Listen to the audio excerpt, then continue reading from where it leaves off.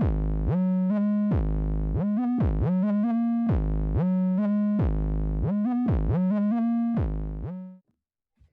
right, all right, all right. We're back in another edition here. Chain Link Sports. Got a couple of nerds today. A couple Ivy Leaguers, excuse me. We got Charlie Bagin, point guard at Princeton basketball. Charlie actually graduated from Don Bosco in 2018. Where he was actually valedictorian. 2017. Oh my God. I don't even know my facts. I don't know my facts. It's all right. 2017. It was a year off. He was actually the valedictorian too of his class, which is very impressive. He also won a state championship with Bosco, with the basketball team, earned a scholarship at Princeton. Now he's playing there. And we also got Gavin Sharkey. He was with me over at Joe's, but he actually started out at Don Bosco. And then Sharkey kind of came over, transferred over, and he also won a state championship with the football team at Joe's. And now he's playing football at Harvard. So thank you guys for coming on. Kind of topic I want to talk about is going to an Ivy League school, but also being a student athlete there, because people go to Ivy League schools and it's just hard being a student there. And you guys got to balance, schoolwork and sports too. So just kind of want to talk about that. So we're going to jump right into it. So Sharky, when you were going through your recruiting process, what kind of separated Harvard from the other Ivy League schools or even like the other non-Ivy? So just kind of take me through that process. Right. Once I realized I was going to end up at like a highly academic institution, I kind of just narrowed my options down to the Ivy League because I had a couple opportunities. And then once obviously it's based upon offers and like schools' interest and stuff like that. So I only had, I think, like Columbia. I had an offer from and Harvard. It was between them two. And I don't know, when I just went out to Harvard, I liked the city feel, like everything they had. Obviously, there's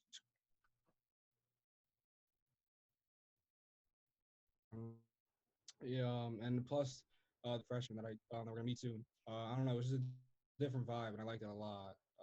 So that was kind of the deciding factors for me. Okay, good. Yeah. Was that kind of same for you, Charlie? Kind of deciding between schools and going to Princeton? I had a bit of a unique path to Princeton. I was mostly considering D3 schools going into my senior year, like MIT, Caltech, a lot of the NESCAC schools, and Princeton kind of came in late. And just the potential opportunity to play at a D1 school and really challenge myself. And Yeah. I thought that the only way I could get better was if I could go D1 and really challenge myself. So that made it real easy on top of the great academics and the athletics there. Absolutely. Yeah. So Charlie, let's stick with you here for this one. So kind of take me into like what it takes to be able to, perform at a high level because you were, a big player for Bosco when you were there and kind of being a part of a state championship winning team, but then also managing your grades and even being the valedictorian, and like you were, the top guy in terms of, your academics. So take me into like, the kind of work ethic and the time that you had to put in to achieve that. Mm-hmm. Obviously, it's all about priorities and time management. And, the way I chose to do it was focus on school and basketball. And that was it. It was those two things. Uh-huh. And I might have sacrificed some time with friends and stuff. And that's the way I chose to do it.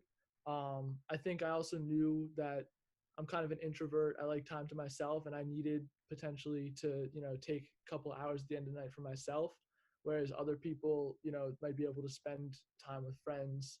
And it's all about knowing yourself and kind of figuring out what works for you and figuring out how you can succeed. So for me, that was prioritizing books and ball, top two, and letting everything else fall as it might fall. Absolutely. So like, would you kind of maybe go back and change anything, or what advice would you kind of give somebody who's kind of in the same situation as you? I wouldn't change anything because I love the way it turned out. Yeah. I'm very happy with the results, but I would say is you gotta, every month, every year, kind of check in with yourself. Like, am I happy with where I am, whether it's in school or in basketball or in your relationships with other people? And if you're not happy, figure out how you're going to change that. So personally, like I wasn't playing a lot basketball wise, like I didn't play varsity at all as a sophomore. And I spent that whole summer working on my game every single day. I was outside in my backyard. I was going to trainers And that was a decision that I consciously made, was to be serious about it. So I think it's about like reevaluating yourself as often as possible and figuring out what you want to do with your life. Awesome. That's great. So Sharkey, back to you. Um, Kind of talk to me about the transition from being a high school student athlete and taking it to the Ivy League level. Like biggest differences, things you've learned so far, just anything you got. Obviously, the first thing that's gonna happen is the speed, just based upon how like the level of competition you're playing. So I mean, the speed of the game is gonna be slightly different. Luckily for like the Big North, I mean, we've played similar speeds because of Yeah, that, yeah. like how Really good good competition competition. we play and the Big North with other teams play. Right. Yep. So that, and also I mean, the schoolwork coming from St. Joe's was a lot different than Yeah. Harvard. Oh yeah. So Yep. being able to adjust to the speed and also to the amount of work, and like Charlie was saying, getting your priorities straight. If you want to be successful in the Ivy League, especially as an athlete, you got to make sure that football or basketball in school are your number two, your 1 and 2 priorities. So um, I think that the transition really was just making sure you got your priorities straight, making sure you manage your time well, as he was saying as well. It's a huge thing, time management, knowing how to space out your time, Right. and just the overall speed. So I think those three were like the main things. Right.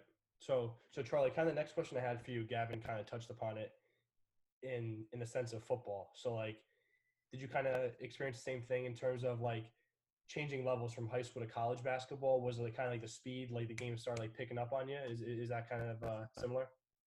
Absolutely. The game is a completely different game in college. I was actually watching some highlights from high school recently, and I was just amazed at the difference. I think the biggest difference is the attention to detail.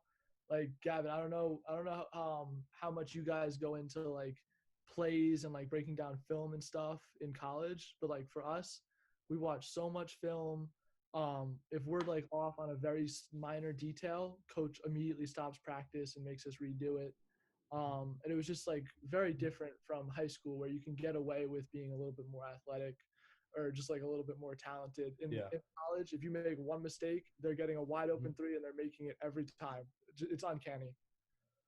Yeah. Yeah, I could totally see that. Yeah, because then like even going there as a freshman in college, and then you got guys who are juniors and seniors who got 2 or 3 years experience on you, and they kind of have the system already kind of broke down. So like they're already ahead of the game, and now you're freshman, sophomore, you kind of got to pick it up a little bit to kind of catch up. Definitely. In college, experience matters so much. I mean, just as a junior, I was able to compete with the freshmen who are so much more talented than me, just because I know the system, I know what it takes to win, and winning is something that you learn as you go through college. And that's why experienced teams make so many deep runs in March Madness. It really matters. Right. Okay. So last question I got is for both you guys. Um, why would you guys maybe recommend an Ivy League school compared to others in terms of like, so if I was a kid kind of debating whether to go to an Ivy League school or another school, what kind of pros and cons are there of going to an Ivy League and in comparison to other schools? And maybe you've heard something from friends or parents or whatever it is. What's some advice you would give somebody like that? So Charlie, you could start off. Okay. I think the number one thing is you're going to be set up for life. And, you always hear like the ball's going to stop bouncing at some point. You can't play sports forever. Yep. It's true. And like the people that I've met at Princeton are absolutely incredible. And I've made some really incredible friends, and I've met some incredible people. And that's the kind of thing that will last 60, 70 years of the rest of my life. Also just, the incredible academics that you're getting. Like I'm learning so much and I'm growing so much, and I really appreciate that about Princeton, and I'm sure like all the Ivy League schools are similar in that regard. Cons, like maybe first of all, there are no athletic scholarships, so that's definitely something that comes into play for a lot of people. Yep.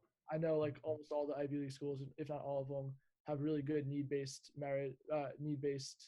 aid, which is great, but you can't get an athletic scholarship. And then you're going to have to put a lot of time into your academics, and that might be something that you don't want to do. If you want to spend more time on your sport, then maybe the Ivy League wouldn't be for you. But at the end of the day, I'd recommend an Ivy League school, especially Princeton, 100 times out of 100. Right. Yeah. Sharky, what you got? I agree 100%. I mean, there's so much upside to going to an Ivy League school.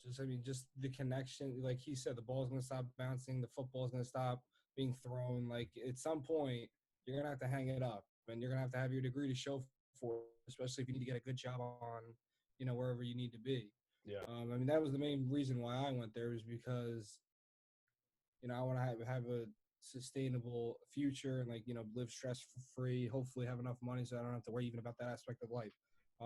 Another thing about going to an Ivy League school is that you're surrounded by so many great competitors too, which it makes you better. So it pushes you to go past your limits, and I mean, you're surrounded by so many people that are so special in their own right. As Charlie can tell you too, I mean, there's people from literally all over the world. I mean, that you talk to and that you meet and that you can connect with. So I mean, it really is special. The amount of special people you meet, the amount of drive you have when you get there, because you have to you force yourself to keep up with everybody. So I don't know. There's a lot of upside to going to an Ivy League school, and if you have that opportunity, I mean, it's like sitting on a lottery ticket. Awesome. Yeah, I can only imagine. That's like I think the biggest thing people kind of taking into consideration is like the reputation you'll have from graduating from a Harvard or a Princeton, and then like that will kind of carry you, for the rest of your life, which is definitely great for you guys. So yeah, that's all I got. I appreciate you guys coming on.